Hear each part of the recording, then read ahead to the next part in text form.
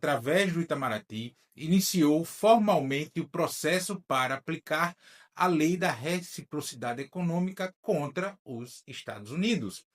Isso significa que, pela primeira vez em muitos anos, o Brasil está disposto a responder com firmeza a um ataque econômico vindo de Washington. E por que isso é importante? Porque não se trata apenas de café, de soja ou de qualquer produto isolado. O que está em jogo é se o Brasil aceita ou não ser tratado como colônia, como quintal dos Estados Unidos. Vamos lembrar um pouco o contexto desse imbróglio, tá? Em 6 de agosto deste ano, entrou em vigor o tarifaço de Donald Trump, 50% a mais sobre produtos brasileiros exportados para os Estados Unidos. É importante destacar que centenas, 700 produtos mais ou menos ficaram de fora do anúncio. Então foi um impacto muito menor do que já seria. Não foi só uma decisão baseada em estudos técnicos, esse do Donald Trump. Não foi uma medida de defesa comercial nos moldes previstos pela Organização Mundial do Comércio. Foi um ataque político, ideológico contra a soberania brasileira, assinada por Donald Trump, que é metido a xerifão do planeta Terra, em plena Casa Branca, com a justificativa absurda de que o Brasil deveria ser punido porque o Poder Judiciário está julgando Jair Bolsonaro pela tentativa de golpe de Estado. Ou seja, Trump usou tarifas comerciais como instrumento de chantagem e isso o fez às claras para, aparentemente, proteger um aliado político, tá? Mas é fundamentalmente para se proteger, não deixando o Brasil virar exemplo e ele mesmo, Trump, acabar sendo processado e eventualmente preso lá nos Estados Unidos. A reação do governo brasileiro ao tarifaço ela veio em duas etapas. A primeira, com medidas econômicas emergenciais de proteção às empresas e trabalhadores brasileiros, com linhas de crédito, prorrogação de impostos, programas de compras públicas para segurar os produtores. Mas Lula sabia que não bastava, que isso não era o suficiente, que era preciso, inclusive, dar um recado firme aos Estados Unidos, e ao mundo, né? Por isso, o Itamaraty notificou a Câmara de Comércio Exterior, a chamada CAMEX, para aplicar a lei da reciprocidade econômica. E o que isso significa? Significa que o Brasil pode retaliar de forma equivalente e até mais dura, se achar necessário, às tarifas de Donald Trump. Uma das medidas em estudo, neste momento que eu gravo esse vídeo, por exemplo, é a suspensão de direitos de propriedade intelectual. Isso atinge diretamente setores estratégicos dos Estados Unidos: farmacêutico, agrícola, químico, tecnológico. Estamos falando de patentes bilionárias, de medicamentos de alto custo, de defensivos agrícolas dominados por multinacionais. Só de colocar essa possibilidade na mesa, só de aventar com essa possibilidade, o Brasil já pode forçar o Donald Trump a repensar suas ações. E aqui precisamos também fazer um resgate histórico, tá? Essa não é a primeira vez que o Brasil enfrenta pretensões externas e responde com soberania. Nos anos 1970, em plena ditadura civil, militar, midiática, empresarial do golpe de 64, o governo Geisel enfrentou pressão dos Estados Unidos quando decidiu fechar um acordo nuclear com a Alemanha. O Washington queria que o Brasil tivesse autonomia na área nuclear. E até mesmo a ditadura respondeu com soberania. A ditadura que foi bancada por eles, num comportamento oposto, diga-se de passagem, aos seus defensores atuais, às viúvas da ditadura, todos xelelentos do Tio Sam. Nos anos 1990, durante as negociações da ALCA, da Área de Livre Comércio das Américas, os Estados Unidos queriam empurrar ao Brasil um acordo que nos transformaria em mercado cativo de produtos estadunidenses. E a pressão era muito grande naqueles anos ali, para literalmente transformar a América Latina num quintal. Durante o governo Fernando Henrique Cardoso, esse processo chegou a avançar, mas foi no primeiro governo Lula, que houve o basta. Lula, junto com outros países sul-americanos, disse não à ALCA.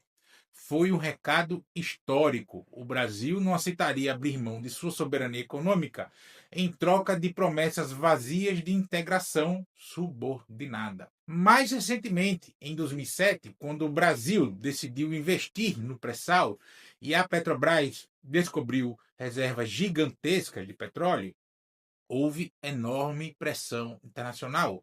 Setores ligados ao petróleo nos Estados Unidos não aceitavam que o Brasil tivesse acesso a uma riqueza estratégica capaz de mudar o equilíbrio energético do planeta Terra naquele momento. Mas o governo Lula manteve a política de soberania, criando um regime de partilha e garantindo que a maior parte dessa riqueza ficasse com o povo brasileiro, que depois do golpe de Dilma Rousseff em 2016, essa coisa se desmanchou, virou outro negócio.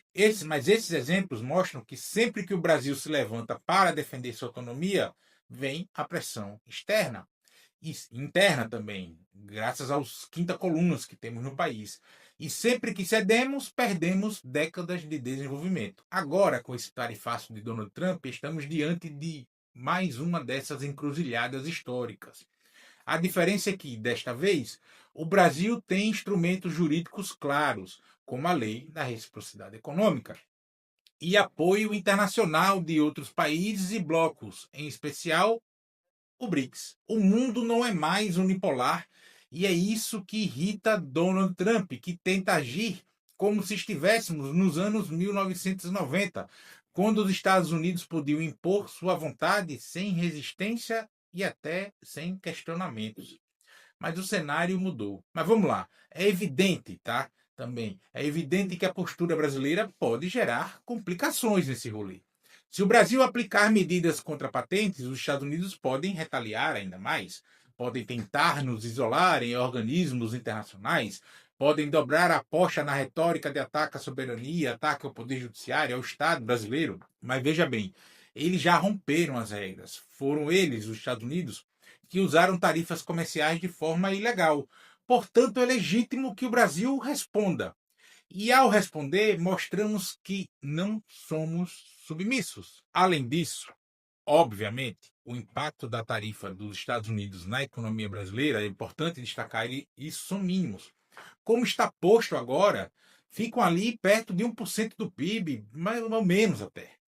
E é importante destacar também que esse debate sobre propriedade intelectual é central para o futuro. Durante a pandemia de Covid-19, por exemplo, vimos o que significa a dependência de patentes.